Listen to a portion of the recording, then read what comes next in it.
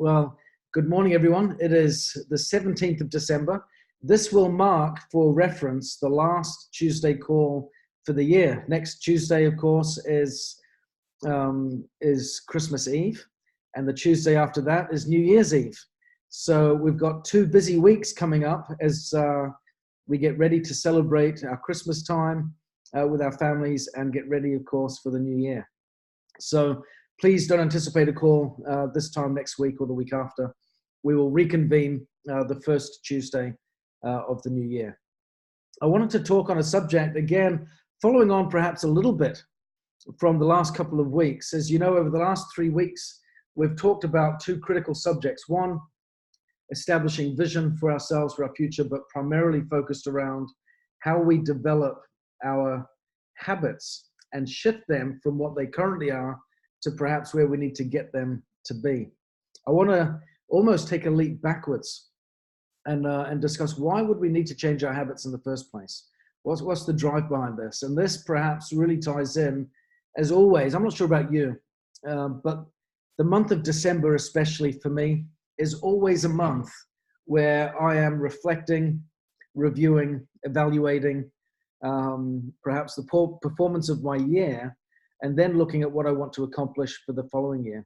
And do you set goals for 2020? Are you setting goals right now? Are you reflecting on what you want to accomplish, what you want to achieve?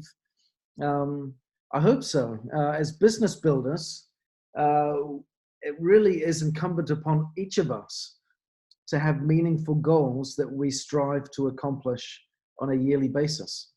I want to talk about what can drive that.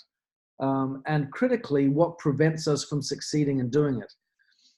I think it's fair to say, and I haven't done the research on it, but I'm sure there is an abundance of it, that New Year's resolutions are well known for being disasters. Would you be right? Do you think I'm right in that? That a lot of people set New Year's resolutions this year. I'm going to lose weight. I'm going to get in shape. I'm going to get fit. I'm going to give up this or drinking or smoking or whatever it might be that people want to give up. I don't drink or smoke, so I've never given them up, never started to begin with. But people have different things that they want to let go of and surrender in an effort ultimately to be a better version of themselves, however that looks. Yeah. And but the challenge is, as we observe, give it a few weeks and people fall out of sync with their own goals. It falls off the radar. Maybe they give up, they quit, and they throw in the towel. I want to talk about how we can set goals that will stick with our Niken business in 2020. This is important. 2020, I think, has the opportunity for each of us to be a pivotal year. As I've been reflecting on my own behavior this year and my own goals for 2020, I'm reminded of a few thoughts and beliefs that I had when I first moved into the field, which I think have been timely reminders for me. Ultimately, as I was reflecting on what to talk about this morning, I was thinking, what is the key behavior? What is the primary activity that I would love each of our team builders and business partners to be better at? What would it be great if we could do more of, if it was one thing? And the one thing that came to mind was we need to recruit more and to do that more effectively. I'm pleased to say, in order to be an effective example of that, I signed up a new consultant this morning. So literally, I think about 5 minutes or so before the call began, I was able to get that application off to the office. It's funny, the people that I've been signing up recently have all been in the UK, even though I just moved to the US. And when I was in the UK, I tended to sign people up in the US. I'm not sure what's going on here, but nonetheless, wherever the leads are is where we go. So I've signed up a new person in the UK this morning, and my plan is certainly to be more proactive in doing that over the coming year. And especially if we want to be on Team Kaizen in 2020, we understand the need to do that with significance, don't we? That's an important part of the requirements for Team Kaizen, not just the volume acquisition in getting the 50,000 points, but also to get others, at least 6 others that are in there participating in that process with you.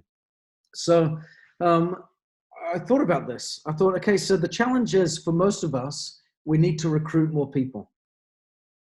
So the question is, why don't we? What is the driving reason behind why we don't? I don't believe it's lack of education. I don't believe it's because I never thought of that before. What a novel idea, right? It's not a new concept. Anyone that joins network marketing knows that recruiting team members is an important part of the process. So it's not lack of education. It's not lack of awareness. So what is it? I have drilled it down to 2 things that prevent us from recruiting as much as we should. One, and these aren't in any particular order. There's only two things. So there's no order really. One is a lack of belief. And that lack of belief is in either 2 things. It's either a lack of belief in myself and my ability to recruit people and to do an effective job of that. Sometimes we see that reflected quite transparently when people acknowledge they've got great confidence in talking about the product because they've had wonderful product experiences, but they haven't had the same wealth of experience or success with building the business. And as a consequence, their belief in themselves gets compromised and they don't talk as much about the business as they do the product. We don't get the balance right. It's ironic, isn't it, that in the landscape that we operate in right now, the regulatory landscape, network marketing companies left, right, and center are being hit with a lack of balance of recruitment and retail, with the focus being that they are too heavily focused on recruitment and not doing enough retail. Yeah. And yet here we are in Niken with some of the best products in the world, perhaps because of that. And then what are we doing? All the talking on the product, but not enough on the business. We've got the pendulum has kind of swung the other way. We need to get a bit of balance there. Sometimes, like I said, the belief is around ourselves. Other times it might be a lack of belief in the company. Why is that relevant? Why is that something that could be a challenge for people? Well, let me get to the second point, and then I'm going to circle back to these 2 issues. Because the second point, so the first one is we don't do it because we lack belief in ourselves or we lack belief in the company we've partnered with. The other issue that prevents us from recruiting, again, not being a lack of awareness or education, the other reason is a lack of priority. We've got the business. We have great confidence in Niken. We've got great confidence in ourselves. It's just not important to me right now. And as a consequence of my priorities being in a different place, the action is compromised. So as we look at solutions to fix this, it's interesting. I did a little bit of research online as to how to build belief. If I'm lacking belief, how do I build it? And it was interesting because a lot of people had their solutions wrong. A lot of the solutions were set big goals and get busy and get acting. And the more you act, the more you believe. It's true. But here's one of the paradoxes. I was on a call last night where I mentioned a number of different paradoxes. Here's one in business building. That in order to build belief, we need to act. But what we do is a fruit of what we think, feel, and believe. Meaning, if I'm not acting, that's symptomatic of my lack of belief. In some cases, many cases. So how do I fix that? How do I improve my behavior if my behavior is symptomatic of a lack of belief, and thus my root issue is a lack of belief? How do I fix that? Well, it comes back to what we talked about earlier on in my last call, where we identify, rather than setting big goals, this is a paradox of goal setting and goal achievement. And it's one of the reasons why I believe New Year's resolutions fall flat on their face for so many people, because they set big goals. We want to be ambitious and set big goals, and it's certainly part of our psyche in this environment where we want to aspire to become so much more, so much better, achieve so much more. And especially if we're surrounded with people that have accomplished so much and we get inspired by that, we want to do the same. So we set these lofty goals. The challenge is that lofty goal that may look this big, I'll try to get my hands on the screen, that big, may be in stark contrast to my current behavior, which is that. Yeah. So in order to get a consistent long-term change in our business, to get to here, to the other end of the line, we need to set goals that are smaller and incremental. The benefit of this is it gives us chance to see quicker wins, which validate the fact that I can do it, I can succeed, and I can achieve more. That in turn builds my belief in both myself and the business. And as a consequence, with that increased belief, from doing the little things consistently, I can move on and I can grow and develop into my bigger goals. Yeah. The benefit of that is, rather than saying, I'm going to lose 20 pounds in 2 months, for example, which would be, I would love that personally, but that's not going to be realistic. But if I can just change it from taking 1 shake a day to 2, yeah, and rather than going for a walk a couple of times a week, to increase that to maybe 4 times a week and go for a swim. And if I just set that little shift as a target change, what a difference that can make. Yeah, and it will be maintained. The faster the weight falls off, the faster it goes back on. Isn't that what people say when it comes to dieting? And it's kind of the same with business growth. You get sudden spikes of growth, often followed by sudden declines. Yeah. So we want to make sure that our growth is steady and consistent. And the way that we achieve that is actually, paradoxically, by setting small, measurable goals that can give us evidence very quickly that we're succeeding. Because that will be what will boost our confidence and give us the courage to keep moving forward. So why might I lack belief in myself or the company? Let's talk about that for just a second. One of the reasons, I believe, a primary reason, and I share this to hold my own hand up in saying that I've fallen victim to this myself. My belief in myself isn't always what I would love it to be. I would love it to be much stronger than it is. Why does it get shaken sometimes? Because a lot of the time, as we're growing and we're learning, we experience lessons that we didn't anticipate even existed. Have you found that to be true? Even if you just look outside of Nikkei, look at your own life. Have you found that your life has taken paths and given you experiences that you didn't plan for or anticipate? Were there lessons that you've learned that you didn't realize you needed to? Were there experiences that were tough or challenging that have actually fueled your wisdom and education, but maybe you would have preferred it if they came some other way? Yeah, we've all had that, haven't we? And that's certainly the case in business. The challenge that we face in building businesses and building ourselves, and with Nikken, the two go hand in hand, because I believe the opportunity for us to become more in our business is facilitated by the fact that we engage in our business, because our business requires us to do tough things and learn tough things. And in the process, we learn patience, we learn endurance, we learn the value of vision and how to really craft that strongly. We develop new habits, we get out of our comfort zone, we develop consistency and persistency, teamwork, communication skills, cooperation, all of those types of things that help us to evolve and become better. If we don't do it, we don't become more. If we don't build a business, we don't become more. Talking about it and liking it doesn't make it happen. It comes through doing.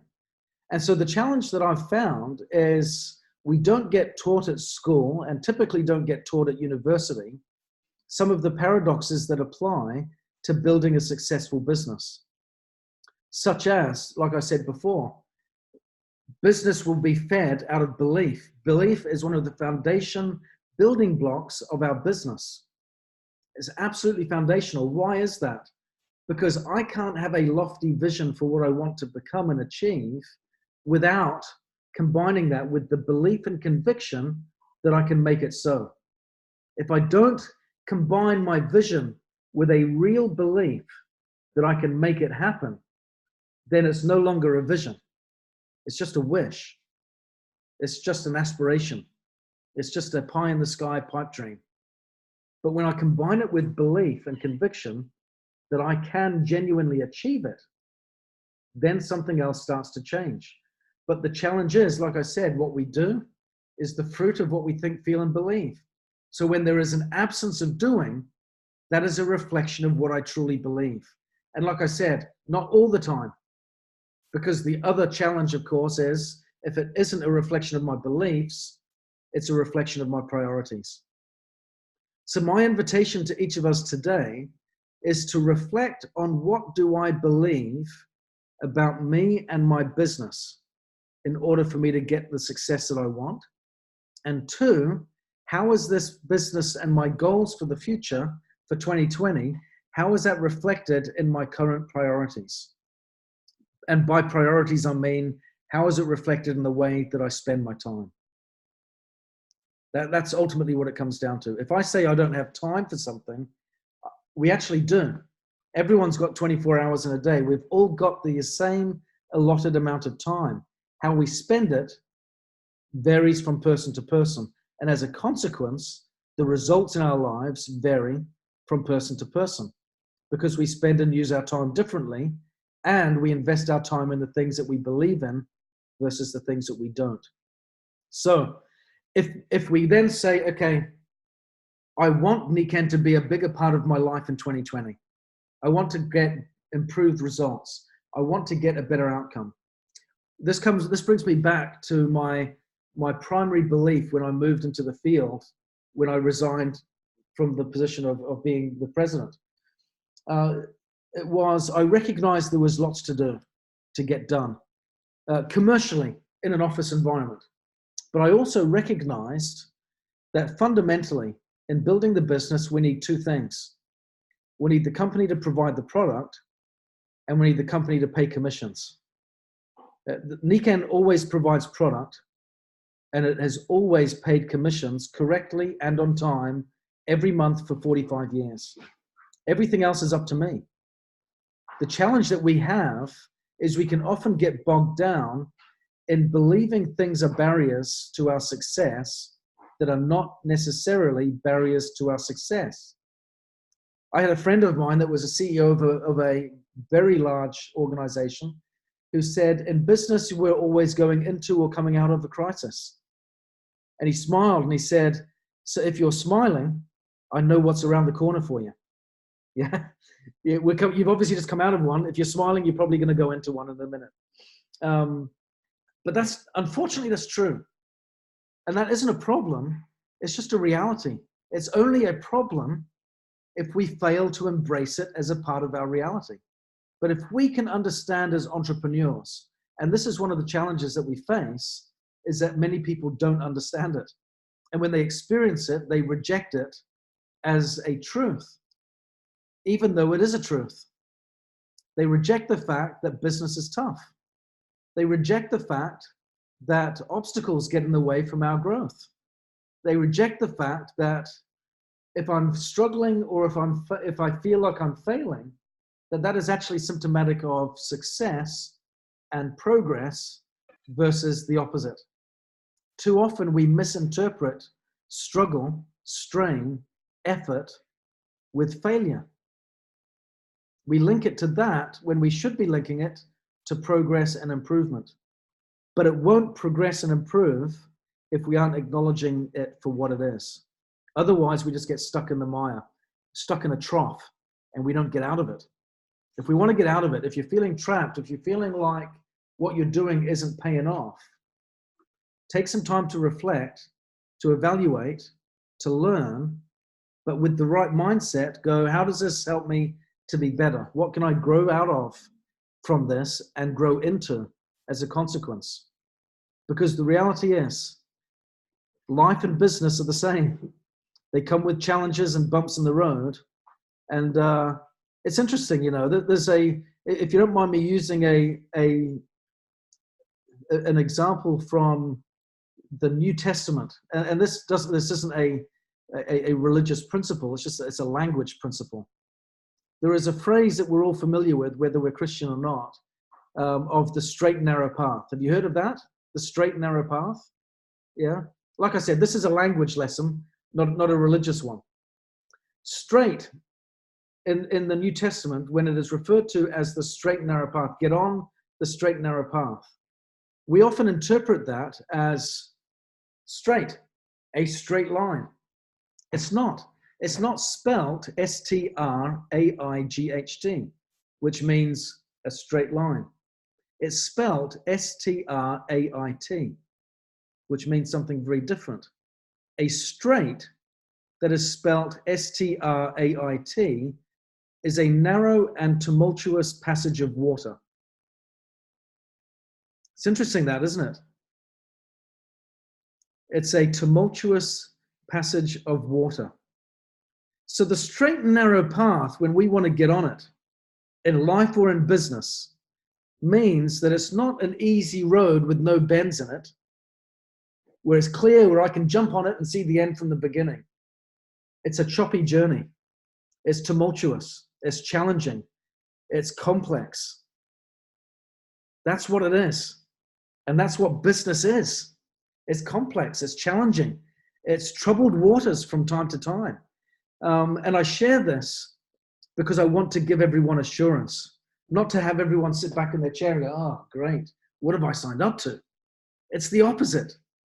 I shared an experience last night in the call that I was at a meeting once where a lady had rank advanced, and she shared in this lofty rank advancement kind of story that she was sharing with the audience, how she had personally sponsored about 40 silvers in her journey to that rank advancement.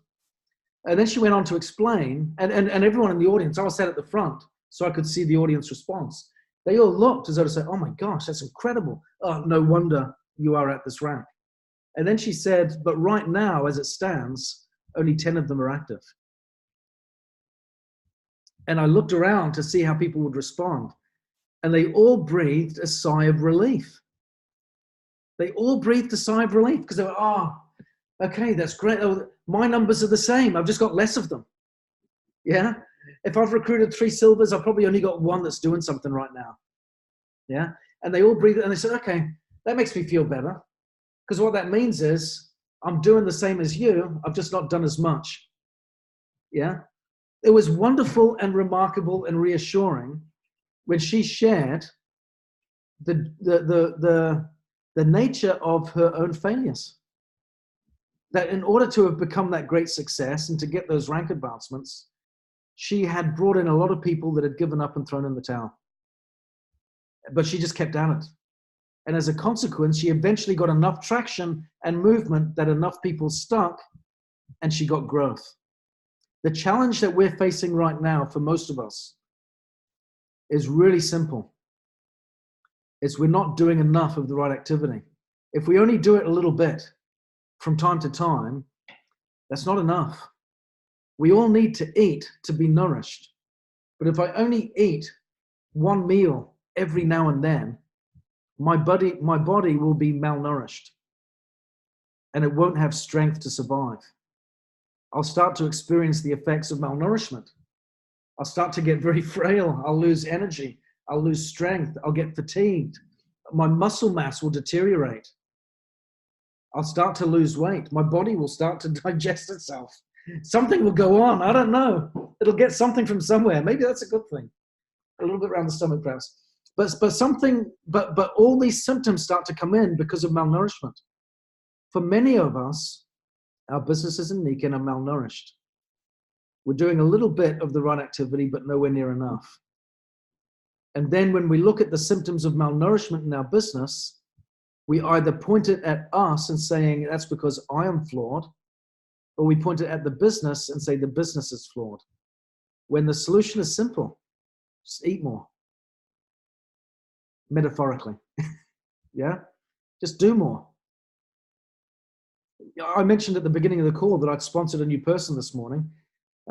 Is that enough? No, it's not. That's nowhere near enough. I need to do much more of that. I've already shared my goals with my sponsor for 2020. I invite each of you to do the same with your sponsors. Get out of your comfort zone, share your goals, make it public with someone that will hold you accountable, but take incremental steps to get there.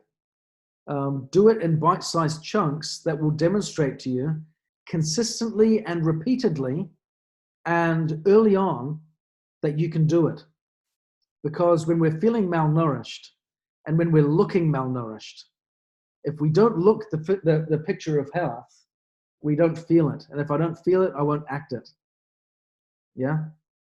It's such a stark contrast when we change our mind about what we believe. But we can't just do that by saying, now believe something different. But it doesn't come from setting huge goals that we're not going to keep. It'll come from setting little goals that we can prove to ourselves consistently, repeatedly, that I can do better, that I can be more. So what I'm sharing today, if I was to summarize it now, just before we close, is I think a lot of us have got some malnourished businesses that we can improve and look after a bit better in 2020. The symptoms are there. It's evidenced in the lack of recruitment activity that is going on in our organizations. But that lack of activity comes from two reasons: lack of belief or lack of priority. We can change our priorities simply by managing our time differently and bringing it more into focus. But that will happen when we have a greater sense of belief in what we can deliver. And the solution to this is to start small, paradoxically, versus to think big. And the reason for that is to get small evidences now that we can succeed, that will validate our belief and our goals and help to lift that up so that we can do more and become more and grow into the full measure of what we're aspiring to become and achieve. That's the critical thing. If we can do that, ladies and gentlemen, I think great things can happen in our businesses. So what are some small goals? Perhaps it might be to start adding more names to our list on a daily basis for the next week. And then, if you remember from what I talked about last week, one way to improve habits is to habit stack, which means if there is a certain thing that you like in your life that is considered a nice reward, maybe it's a bowl of ice cream, maybe it's a treat of some kind, I don't know what it might be. Maybe it's a night out at the movies, something, or a night out with a friend. Link it. When I have added new names to my list every day for a week, I'm going to celebrate and give myself a treat of something. Define what your reward will be, write it down, and make it happen. And stick this somewhere visible, on a fridge, on a mirror in your bathroom, somewhere where you can see it as a gentle reminder to do the little things each day. But link it with a reward. Link the little things with a small reward to celebrate. And that will tie it in nicely to getting the job done. Ladies and gentlemen, I think we've got great reason to believe and great reason to hope. And like I said, once we get that belief up, be assured, don't let it get shaken by the fact that it won't always be smooth sailing. Remember, the straight and narrow path is not one without bends in the road. It's one that is a tumultuous journey. That's what it is. It's part of the course of life. No one gets through this life without having some challenge of adversity come their way with, unfortunately, a degree of magnitude. Yeah, that's just what it is. That's the way life works. And if we want to grow our businesses, we're going to experience the same thing. But I say that to assure you that that's okay. We can do the tough stuff because it's worth it. And we can do this tough stuff when we prove to ourselves in incremental steps with evidence from our own lives, our own behavior, that we can do it. Let's do that. Let's set some small goals, keep it simple, get it focused, give ourselves some little rewards when we achieve them, and let's celebrate this and move on with consistency to doing something great. I know we can do that. A simple goal like adding people to our list on a consistent basis and rewarding ourselves for that will automatically lead to the next behavior. If I'm getting all these people added to my list, I'm going to instinctively, of necessity, start to talk to them. That's going to lead to the next behavior. No behavior works in isolation. Isn't that wonderful? Start with a simple goal like that, and of necessity, you're going to start talking to more people. And of a necessity, as a consequence of that, you're going to start doing more presentations. And as a result of more presentations, the natural flow of that will be signing up more people. So simple. Start with a little goal, keep it consistent, reward yourself for it, and let's see what happens. Focus on the results of that, celebrate our successes, believe more, and we will achieve more as a result. Thank you all very much. Have a wonderful Christmas. Have a wonderful New Year. If I don't get to speak to you beforehand, hopefully I will. But again, these calls will kick off the first Tuesday of January. So thank you all very much. Have a great holiday season, and I wish you all the best. Take care. Bye-bye.